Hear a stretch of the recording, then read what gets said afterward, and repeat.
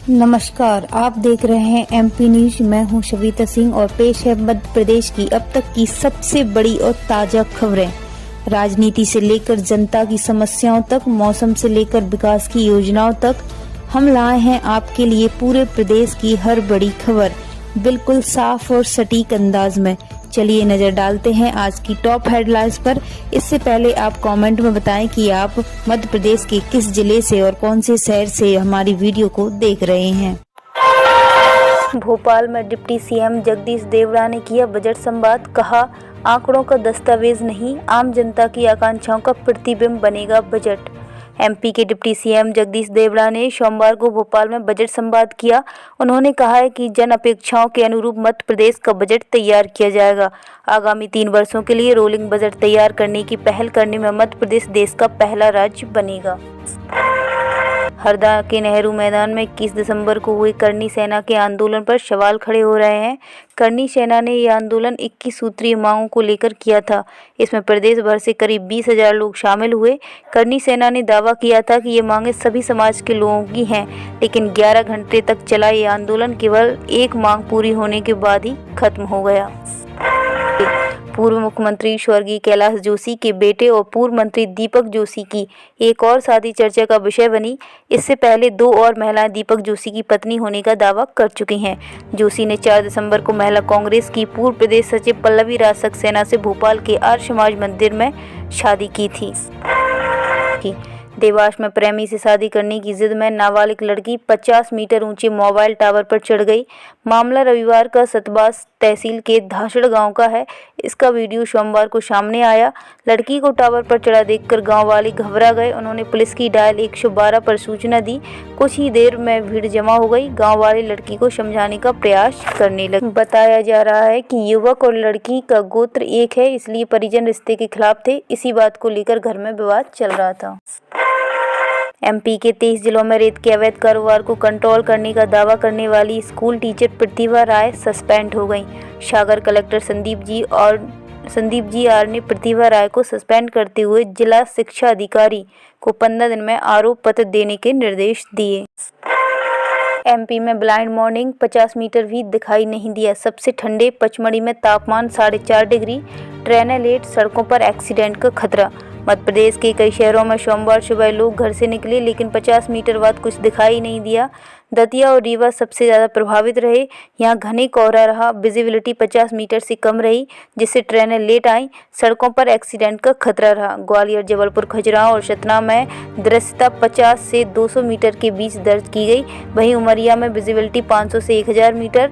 नौगांव, सागर और दमोह में 200 से 500 मीटर तक। भोपाल और मंडला में 1 से 2 किलोमीटर तक रही। घने कोहरे का असर रेल यातायात पर भी पड़ा असर। दिल्ली से आने जाने वाली कई ट्रेनें देरी से चल रही हैं। Madhya Pradesh state cyber police ने रविवार को एक अहम एडवाइजरी जारी की है, जिसमें बताया है कि हाल ही में करीब 68 करोड़ इंटरनेट यूजर्स की ईमेल आईडी और पासवर्ड साइबर अपराधियों के हाथ लगने का मामला सामने आया है।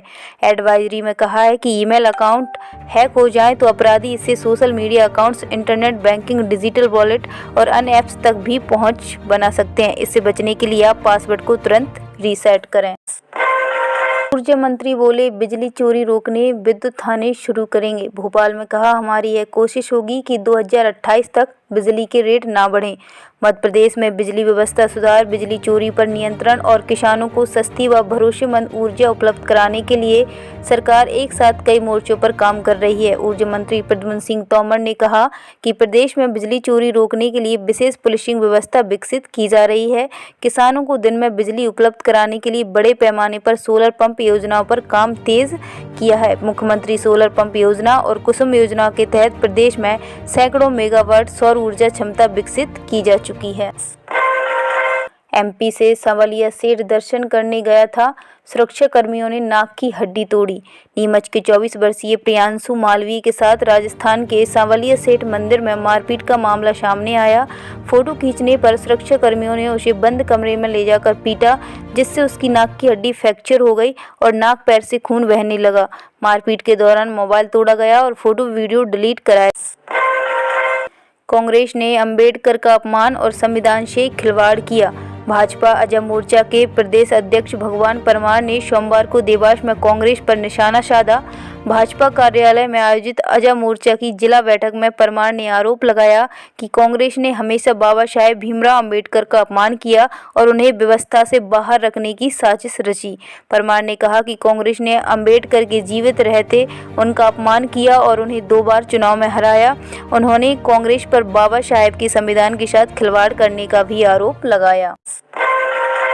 एमपी बना देश का पहला फेसलेस परिवहन विभाग। मध्य प्रदेश का परिवहन विभाग बीते 2 सालों में आम लोगों के लिए पहले से कहीं ज़्यादा आसान, पारदर्शी और तकनीकी आधारित बन गया है। लाइसेंस, परमिट और फिटनेस जैसी सेवाओं के लिए अब दफ्तरों के चक्कर लगाने की जरूरत नहीं है। राज्य सरकार के 2 वर्ष पूरे होने पर सोमवार को भोपाल के मिंटो हॉल में आयोजित पत्रकार वार्ता में परिवहन मंत्री उदय प्रताप सिंह ने विभाग की उपलब्धियों का ब्यौरा दिया। उन्होंने बताया कि मध्य प्रदेश देश का पहला राज्य बन गया है जहां परिवहन विभाग की लगभग सभी सेवाएं पूरी तरह फेसलेस मोड में उपलब्ध कराई जा रही हैं। मनरेगा से गांधी का नाम हटाने पर कांग्रेस का प्रदर्शन। केंद्र सरकार द्वारा महात्मा गांधी राष्ट्रीय ग्रामीण रोजगार गारंटी योजना मनरेगा के मूल स्वरूप में संभावित बदलाव और इसके नाम से राष्ट्रपिता महात्मा गांधी का संबोधन हटाए जाने की चर्चाओं ने राजनीतिक रंग ले लिया है। इस मुद्दे पर सोमवार को नीमच जिला कांग्रेस कमेटी और कई संगठनों ने केंद्र की नीतियों के खिलाफ प्रदर्शन किया। शहर के 40 चौराहे पर धरना किया गया। इसके बाद विजय टॉकीज तक एक आक्रोश रैली निकाली गई जिसमें केंद्र सरकार के खिलाफ जमकर नारेबाजी हुई। प्रदर्शन के समापन पर राष्ट्रपति के नाम एक ज्ञापन तहसीलदार को सौंपा गया। बांग्लादेश में हिंदुओं पर हो रहे अत्याचार का नर्मदापुरम में विरोध हुआ। सोमवार शाम को अंतर्राष्ट्रीय हिंदू परिषद राष्ट्रीय बजरंग दल प्रांत मंत्री जगवीर राजवंशी के नेतृत्व में सत रास्ते पर बांग्लादेश का पुतला जलाया। पुतला दहन से पहले फ्लैक्स पर बने बांग्लादेश के ध्वज को सड़क पर रखकर उस पर जूते चप्पल भी मारे गए। इसके बाद राष्ट्रपति के नाम तहसीलदार को ज्ञापन दिया गया। भोपाल के अयोध्या बाईपास पर 81,000 पौधे रोपेगा NHAI। भोपाल के आसाराम चौराहा से रत्नागिरी के तराय तक 16 किलोमीटर लंबे अयोध्या बाईपास में जिन पेड़ों को काटा जाएगा उसके बदले national highway authority of India 81,000 पौधे रोपेगा। भोपाल में बनेगी MP की सबसे ऊंची बिल्डिंग। मध्य प्रदेश की शिक्षा व्यवस्था को लेकर सरकार अब सिर्फ किताब, यूनिफॉर्म और शिक्षकों तक सीमित नहीं रहा। राजधानी भोपाल में बनने वाली प्रदेश की सबसे ऊंची सरकारी इमारत से लेकर गाय परसोद तक की योजना झलक स्कूल शिक्षा विभाग ने दिखाई।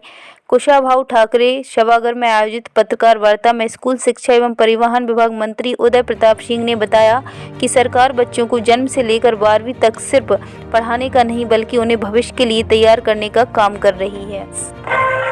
मुख्यमंत्री डॉक्टर मोहन यादव मंगलवार धार जिले के दौरे पर रहेंगे। इस दौरान वे 346 करोड़ रुपए के विभिन्न विकास कार्यों का भूमि पूजन और लोकार्पण करेंगे। कार्यक्रम में उनके साथ केंद्रीय मंत्री JP नड्डा भी मौजूद रहेंगे। मुख्यमंत्री 260 करोड़ रुपए की लागत से बनने वाले मेडिकल कॉलेज का भूमि पूजन करेंगे। इसके अतिरिक्त धार के धरेश्वर महादेव मंदिर को जैन के महाकाल लोक की तर्ज पर विकसित करने के लिए भी भूमि पूजन किया जाएगा।